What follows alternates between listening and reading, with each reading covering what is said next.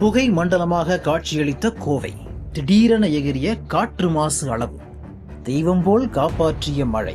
மாசு கட்டுப்பாட்டு வாரியம் வெளியிட்ட ஷாக் ரிப்போர்ட்.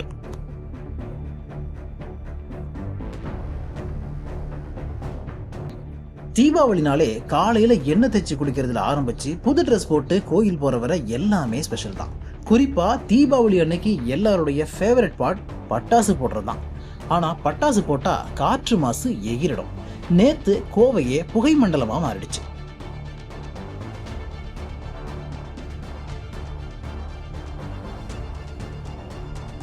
காற்று மாசு தர குறியீடு 0 - 50 வரை சுகாதாரம், 51 - 100 வரை இயல்பான மாசு, 101 - 200 வரை மிதமான மாசு, 201 - 300 வரை அதிக மாசு, 301 - 400 வரை மிக அதிக மாசு, 401 - 500 வரை அபாயகரமான மாசு. பொதுவா கோவையில 101 - 200 ரேஞ்ச் வரை மிதமான காற்று மாசு தான் இருக்கும். ஆனா தீபாவளி பட்டாசு வெடிச்சதுல நேத்து காலையில 9 மணி போல கோவை காற்று மாசு அளவு 330 தாண்டிடுச்சு. ராத்திரி வரை மாசு அளவு குறையல. இன்னைக்கு காலையில கோவையில மழை அடிச்சு ஊத்திடுச்சு.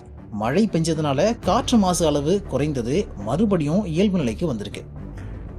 மழை வராம இருந்திருந்தா அதிக மாசுபட்ட சுற்றுச்சூழல்னால வயசானவங்க, கர்ப்பிணி பெண்கள், ஆஸ்துமா மற்றும் ஸ்கின் அலர்ஜி பேஷண்ட்ஸ் ரொம்பவே கஷ்டப்பட்டிருப்பாங்க. நல்ல வேளை, கடவுள் மாதிரி மழை வந்து நம்மளை காப்பாத்திடுச்சுன்னு கோவை மக்கள் நிம்மதி பெருமூச்சு விட்டுருக்காங்க.